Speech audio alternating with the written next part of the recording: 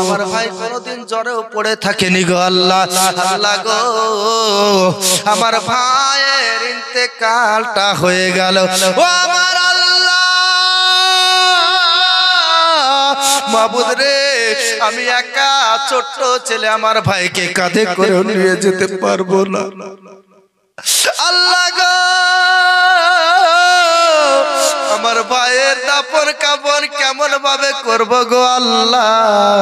আল্লাহ তুমি বলে দাও, তুমি ইজ্জতের মালিক, আল্লাহ তুমি জিল্লতের মালিক। আমি আমার ভাইয়ের দাফন কাফন কেমন ভাবে করব, আমি কিভাবে করব আল্লাহ।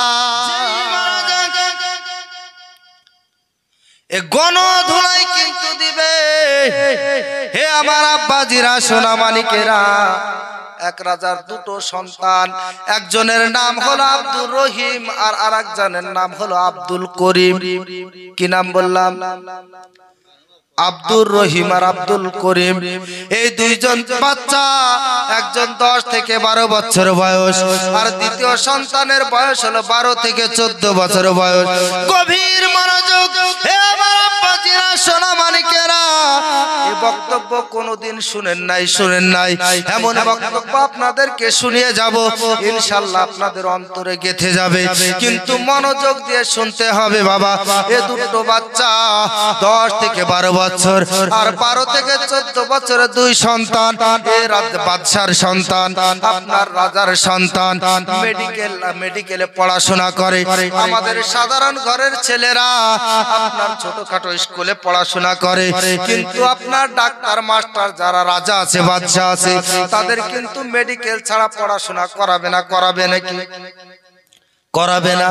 তারা থেকে থেকে আপনার পড়াশোনা করবে। এই দুটো বাচ্চা আপনার মেডিকেলে থাকে, পড়াশোনা করে। আপনার এক এক করতে করতে 10 থেকে 12 বছর বয়স হয়ে গেল, আর একজন 12 থেকে 14 বছর বয়স। দুটো সন্তান আপনার ছুটিতে বাড়িতে ফিরে আসলো। বাড়িতে যখন চলে আসলো, বাড়িতে আসার পরে দুই ভাই যুক্তি করতেছেন, বলে ভাই গো আমরা তো বড় হয়ে গিয়েছি, আমরা তো একা একা চলতে পারছি, তবে ভাই গো আজকে আমরা খালার বাড়িতে বেড়াতে যাব। কোথায়? খালার বাড়িতে বেড়াতে যাব। জননী মাকে জড়িয়ে ধরে বলতেছেন, যেই মা 10 মাস 10 দিন ধরে গর্ভের মধ্যে পেটে ঠাই দেয়, যেই মা নিজে না খেয়ে খায় সন্তানকে, যেই মা যে শীতের সময় ভিজা বিছানায় শুয়ে থেকে মা জননী শুকনো বিছানায় সন্তানকে রাখে, ওই মা জননী গর্ভধারিণী মাকে জড়িয়ে ধরে বলতেছেন, মা গো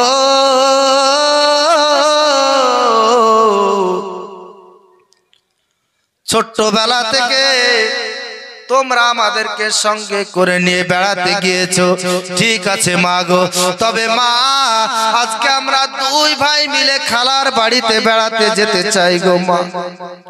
দুই ভাই যেতে চাই, তুমি অর্ডারটা দাও, পারমিশনটা দাও, তুমি ইজাজতটা দাও গো মা। এমন অবস্থায় মা বলতেছে, বেটারে তোরা ছোট আছিস, ছোট, কারণ আমার বাপের কাছে আমি ছোট, আমার দাদার কাছে আমার আব্বা হলো ছোট। সন্তান যতই বড় হোক না কেন, এখনকার ছেলেরা বাপকে বাপ বলে এখন আপনার মানতে চায় না। এ আমার যুবকেরা, তোদের পায়ে হাত দিয়ে বলি রে, তোদের মতো কত যুবক আজকে কুপিলার এই গরুস্থানে শুয়ে আছে, ঠিক কিনা? তোদের থেকে ছোট্ট ছোট্ট বাচ্চা ওই কুপিলার গরুস্থানে শুয়ে আছে।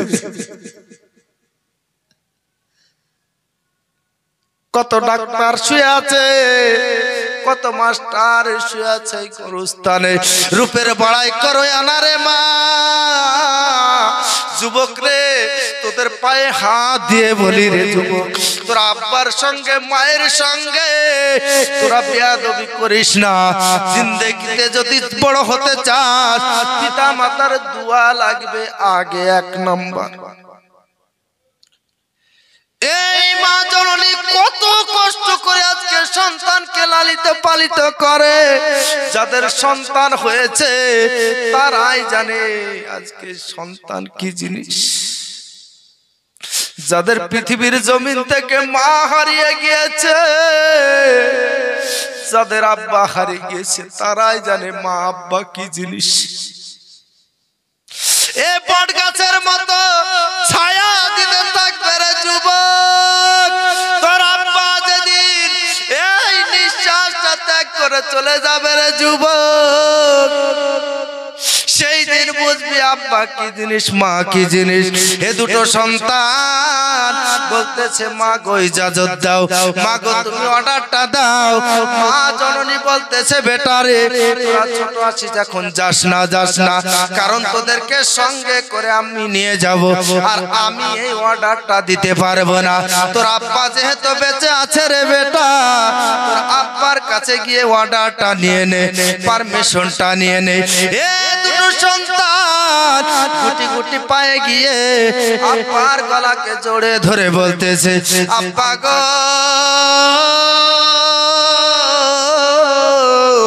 আমরা বড় হয়ে গিয়েছি, আমরা হাঁটতে চলতে শিখেছি, আমরা আজকে খালার বাড়িতে যেতে চাই, খালার বাড়িতে যেতে চাই। আব্বা বলতেছে আজকে কাজ আছে রে বেটা, কালকে সকাল বেলায় তোদেরকে নিয়ে যাব তোর খালার বাড়ি। দুই ভাই আপনার এমন ভাবে মেড়ামেড়ি লাগিয়ে দিল। আব্বা বলল বেটা রে যাবি তো যা, ঠিক ভাবে যাস, কোন রকম জানে রাস্তায় মারামারি করিস না রে বেটা। দুই সন্তান আপনার বাড়ি থেকে বেডিং তৈরি করে নিয়ে আপনার চলতে আরম্ভ করলেন। নদীর কাছে আপনার পৌঁছে গেল, নদীর আপনার মাঝিকে ডেকে নিল, বলে চাচা গো আমাদেরকে একটু পার করে দিন। এ নদীর মাঝি বলতেছে বেটা রে তোদের চেহারা তো কত সুন্দর রে, বেটা রে তোদের নাম কি একটু বল। বেটারা বলতেছে আমার নাম আব্দুর রহিম, আর আমার নাম হলো আব্দুল করিম। দুই ভাই এইরকম ভাবে বললো, বলে তোমার আব্বার পরিচয় দাও, বলে আমার আব্বা হলো বাদশাহ। দুই সন্তানকে নৌকায় নিয়ে দুটো সন্তানকে আপনার পার করে দিল। আপনার যেমনই পার করে দেওয়া, দুটো সন্তান আপনার জঙ্গলে আপনার হাঁটতে আরম্ভ করবে। এমত অবস্থায় নৌকার মাঝি বলতেছে বেটারে সুন্দর ভাবে যাবি, রাস্তা খুব খারাপ, কারণ এই জঙ্গলে বাঘ আছে, ভাল্লুক আছে, অনেক কিছু আছে, বেটারে তোরা সাবধানে যাবি যাবি যাবি। দুই ভাই আপনার হাত ধরে যেন চলতে আরম্ভ করেছেন, চলতে চলতে চলতে চলে যায় চলে যায় চলে যায়। আমার আল্লাহ পাক রব্বুল আলামিন বলেন ওয়াতুইজ্জু মান তাশা ওয়া তুজিল্লু মান তাশা। আমার আল্লাহ হলো ইজ্জতের মালিক, আমার আল্লাহ হলো জিল্লতের মালিক, আমার আল্লাহ হলো হায়াতের মালিক, আমার আল্লাহ হলো মায়ুতের মালিক, আমার আল্লাহ হলো রিজিকের মালিক।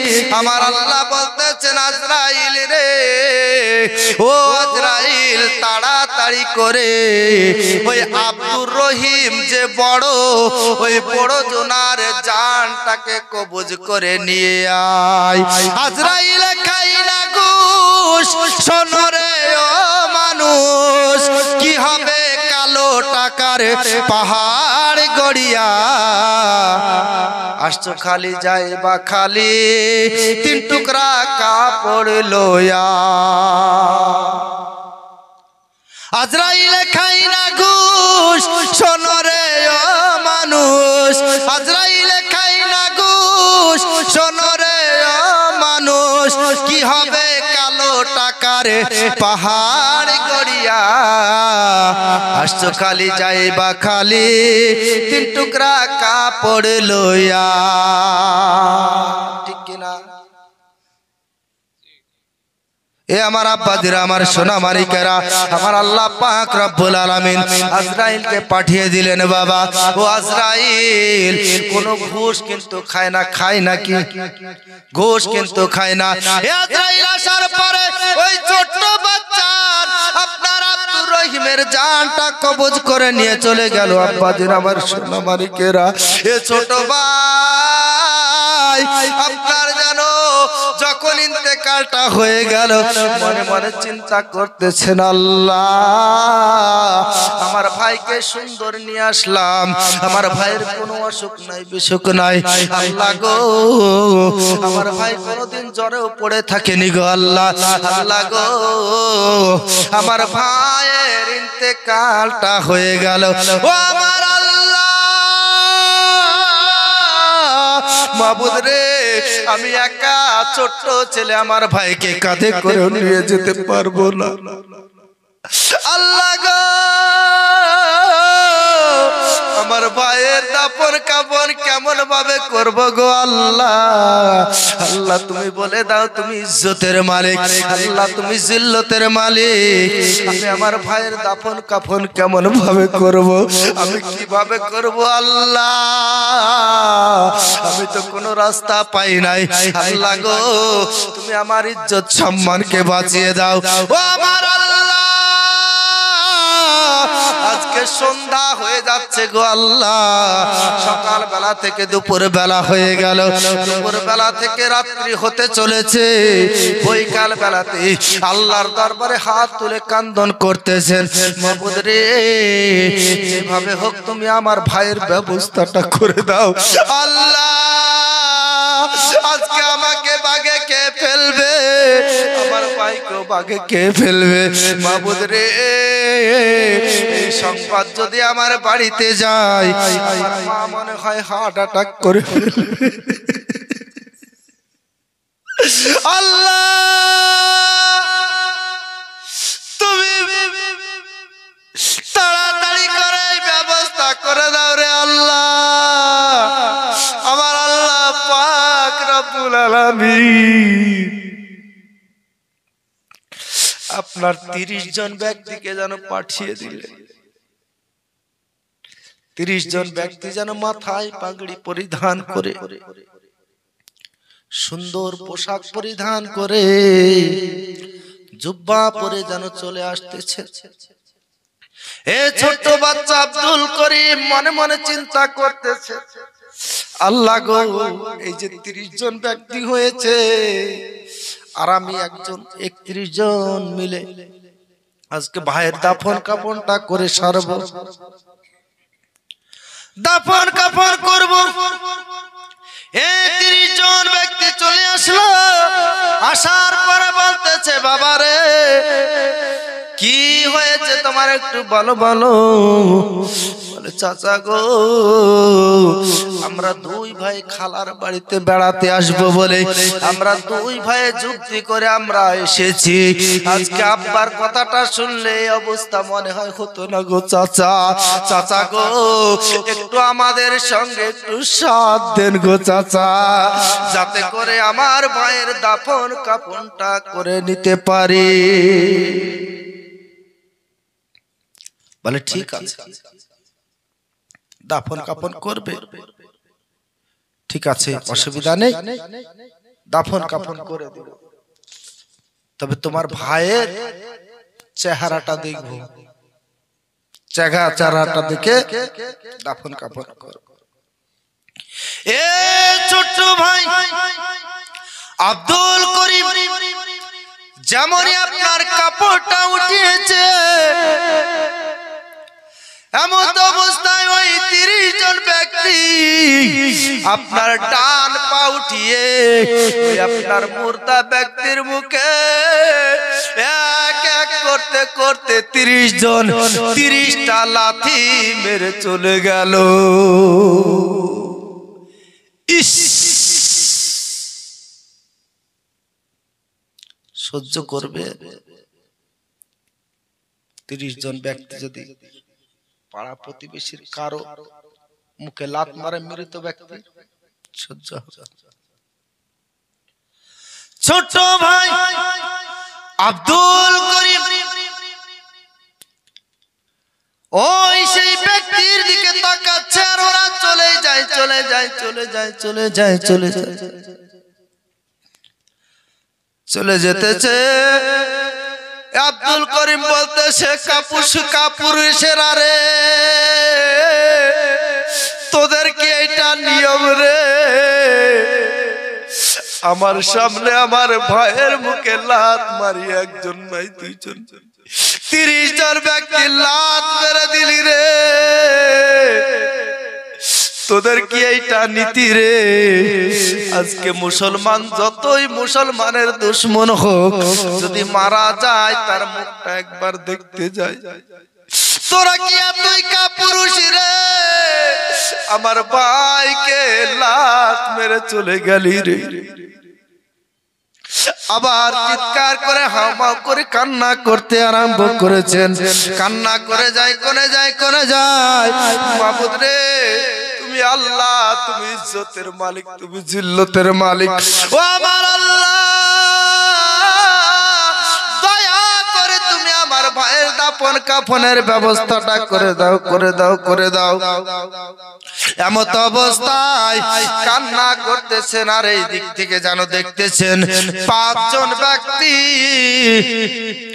আপনার যেন আবার সেই সুন্দর পোশাক পরে আপনার জুব্বা পরে পাগড়ি পরে আপনার যেন চলে আসতেছেন আস্তে বাচ্চার কাছে দাঁড়িয়ে বলতেছেন বাবু রে ও আমার সোনা মানিক বল বল বল তুই এত কান্না করিস কেন এ আব্দুল করিম বলতেছেন চাচা গো এই জঙ্গলের মাঝে সন্ধ্যা হতে চলেছে গো চাচা আজকে আমাকে বাঘে খেয়ে ফেলবে আর আমার ভাইকেও খেয়ে ফেলবে গো চাচা আর সময়ও বেশি নাই চাচা গো আপনারা 5 জন যদি আমার সঙ্গে সঙ্গ দেন গো সাথ দেন গো তবে চাচা গো আমার ভাইয়ের দাফন কাফনটা আজকে করে নিব বলে ঠিক আছে চিন্তা করো না টেনশন করিও না তোমার ভাইয়ের দাফনের কাফনের ব্যবস্থা করব তবে তোমার ভাইয়ের একটু মুখখানা দেখতে চাই প্রথমে 30 জন লাত মেরেছে অন্তরে ব্যথা হয়েছে কষ্ট পেয়েছে ছোট্ট ভাই আব্দুল করিম মনে মনে চিন্তা করতেছেন আল্লাহ এরাও কি আমার ভাইয়ের মুখে লাত মারবে গো আল্লাহ আমি তো জানি না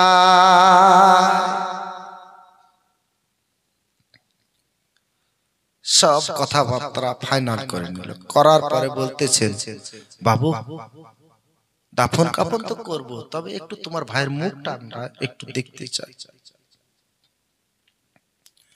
কাপড়টা যেমন উঠিয়েছে আবার ওই 30 জনের মতো এই 5 জন যেন একটি করে লাত মারতে মারতে আপনার যেন চলে যায় আর এই ছোট্ট সন্তান কান্নায় ভেঙে পড়ে আল্লাহ তবে কি আমি আর দুনিয়াতে থাকবো না আর আমার ভাইয়ের কি দাফন করতে পারবো না গো আল্লাহ আর আমার ভাইকে ছেড়েও আমি যেতে পারছি না এই 30 জন আবার 5 জন 35 জন মুখে লাত মেরে চলে গেল এই 30 জনকে 5 জনকে আপনাদেরকে অবশ্যই বলবো আপনারা যদি রাজি থাকেন 5 জন চলে গেল 30 জন চলে গেল আবার কান্না করতে আরম্ভ করে দিল আল্লাহ মাবুদ রে ও আমার আল্লাহ তুমি যেইভাবে হোক তুমি এর ব্যবস্থাটা করে দাও আপনার এমত অবস্থায় আবার যেন 3 জন ব্যক্তি চলে আসতেছেন কয়জন 3 জন আসছেন 3 জন আসার পরে যখন 3 জন এসেছে বলতেছেন ওই আব্দুল করিম বলতেছে চাচা গো আপনারা 3 জন আমি একজন 4 জন এই 4 জন মিলে আমার ভাইয়ের দাফন কাফনটা করব আপনারা একটু সাথ দিবেন কি বলেন বলে বাবা রে নিশ্চয় সাথ দেব চিন্তা করিস না ও বেটা রে চিন্তা করিস না, নিশ্চয় তোদের সাথ দেব রে বেটা, তবে তোর ভাইয়ের একটু মুখ দেখতে চা।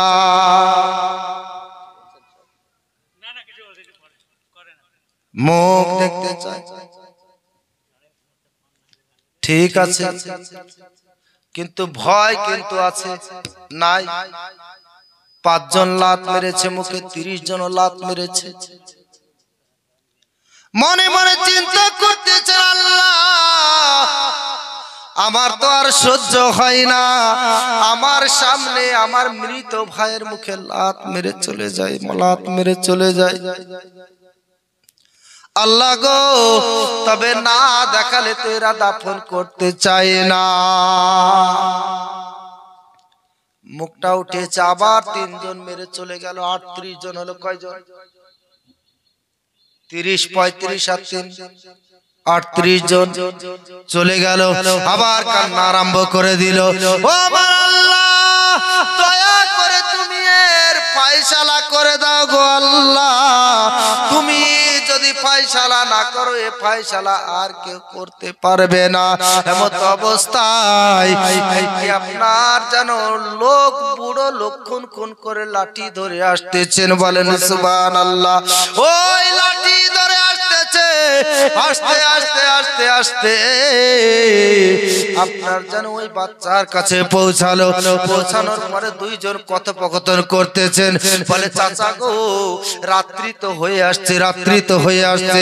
আর বাচ্চা মনে মনে চিন্তা করতেছেন, বুড়ো মানুষ, এইবার যদি আমার ভাইয়ের মুখে লাত মারে, তার আগে আমি প্রস্তুতি নেব। একটি পাথর নিয়ে বসে আছে, যেমনই আমার ভাইয়ের মুখের উপরে লাত তুলবে, সঙ্গে সঙ্গে আমি মাথায় পাথরটা মেরে দিয়ে আমি ওকে ফেলে দেওয়ার বুকের উপরে উঠে ফেলবো, কিন্তু আমার ভাইকে আর লাত খেতে দেব না। এইবার কিন্তু যুক্তি ফেলেন না, আর সহ্য করা যায় না। ঠিক আছে চাচা গো, করে দিবেন? বলে হ্যাঁ করে দেব। দাফন কাফন করে দিব, যদি কেউ না করে, আমার এই পাগড়িটা দেখতেছো, এই পাগড়িটা দিয়ে তোমার ভাইয়ের কাফন পরিয়ে দাফনের ব্যবস্থা আমি করে দেব। বলে করবেন তো চাচা? বলে হ্যাঁ করব। চিন্তা করো না। সবকিছু রেডি করার পরে বলতেছে, বলে বেটা রে, তবে একবার মুখটা দেখতে চাই, মুখটা একবার দেখবো। এইদিকে বাচ্চা রেডি হচ্ছে পাথর নিয়ে, পাথর এক হাতে আর আপনার এক হাত দিয়ে তুলছে। যেমনই পা তুলবে তেমনই আমি তাকে ফেলে দিব। পাথর মেরে পেড়ে ফেলে, যা হবে হবে, কপালে যা আছে হবে, যা আছে কপালে তাই হবে সকালে। এইরকম ভাবে আপনার রেডি। আর যেমনই পা তুলতে যাবে, ওই বুড়ো খুনখুনি মানুষটা আপনার অমনি পড়ে গিয়েছে, বলেন সুবহানাল্লাহ। যেমনই পড়ে গিয়েছে, তেমনই ওই বাচ্চাটা বুকের উপর চেপে বসেছে।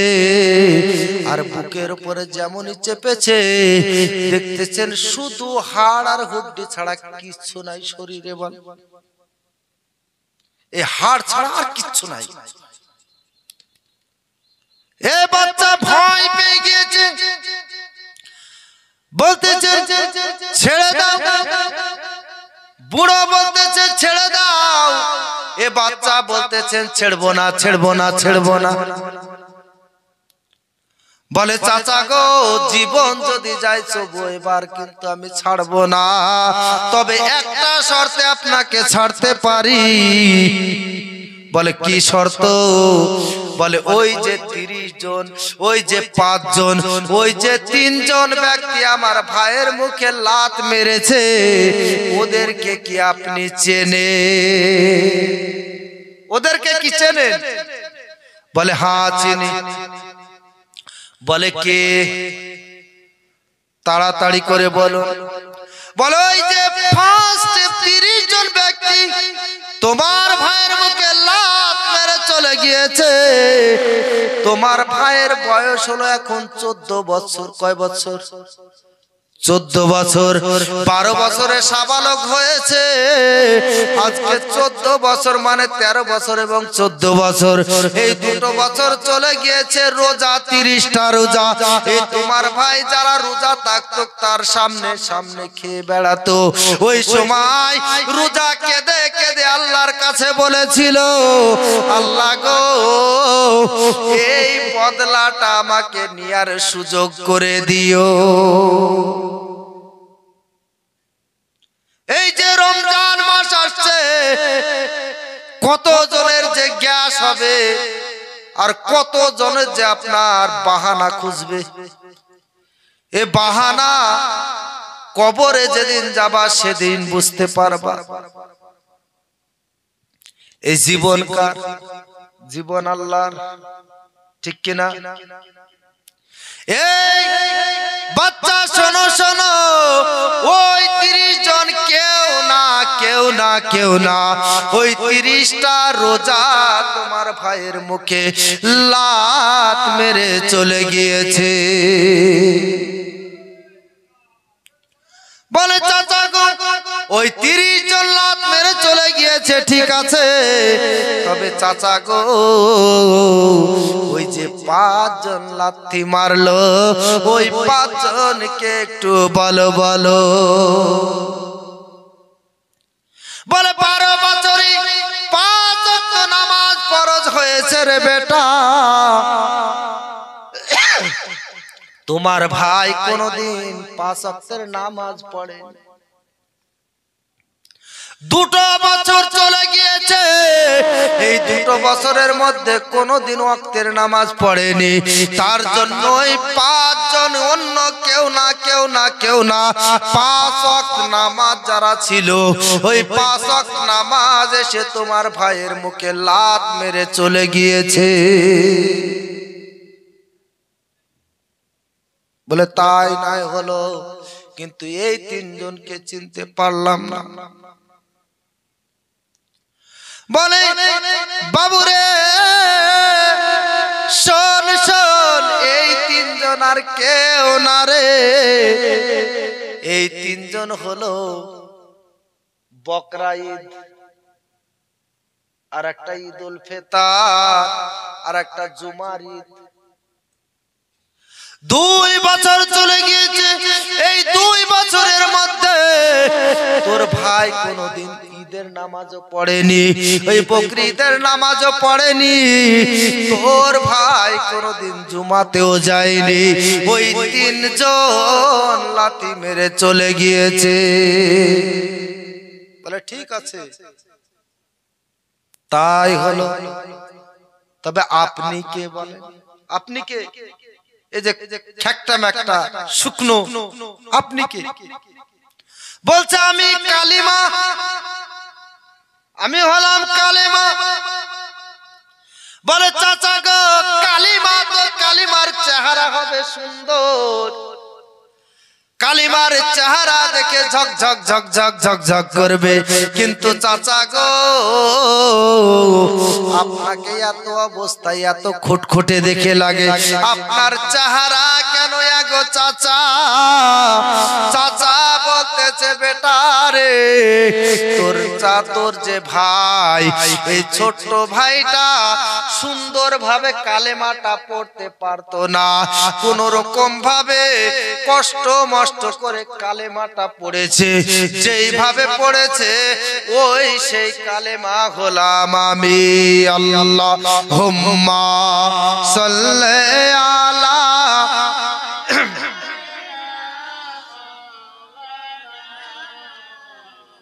ওয়ালা আলে মাওলানা সাল্লাল্লাহু আলা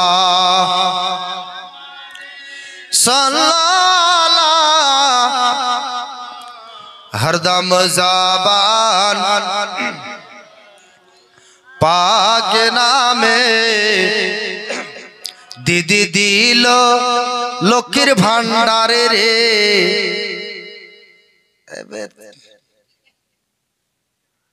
পেছনে ওরা হাসবে, লক্ষ্মীর ভান্ডার পাইতে নাকি। আমাদের সামনের দিকে কিন্তু হাসবে না, কারণ আমরা পাই না তো নাকি। বলবো বলবো দিদি দিল লক্ষ্মীর ভান্ডারে রে, খুশি হইল সব বৌদিরা আমার। দিদি দিল লক্ষ্মীর ভান্ডারে রে, খুশি হইল সব খালারা আমার। প্রতি মাসে মেসেজ ঢোকে, মেসেজ ঢোকে না ঢোকে না, প্রতি মাসে মেসেজ ঢোকে, বৌদিরা সব মুস্কি হাসে, কবে তুলিব যে টাকা যে আমার। দিদি দিল লক্ষ্মীর ভান্ডারে রে, খুশি হইল সব খালারা আমার। টাকা গলে উঠিবার কালে, স্বামীকে নাহি প্রয়োজন মেলে।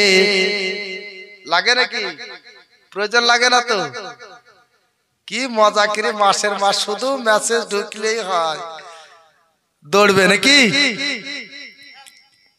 টাকা গলে ওঠাবার কালে, স্বামীকে নাহি প্রয়োজন পড়ে, টাকা তুলে খরচ করে, স্বামীকে দেই না খবর। দিদি দিল লক্ষ্মীর ভান্ডারে রে, খুশি হইল সব খালারা আমার। আল্লাহুম্মা সাল্লি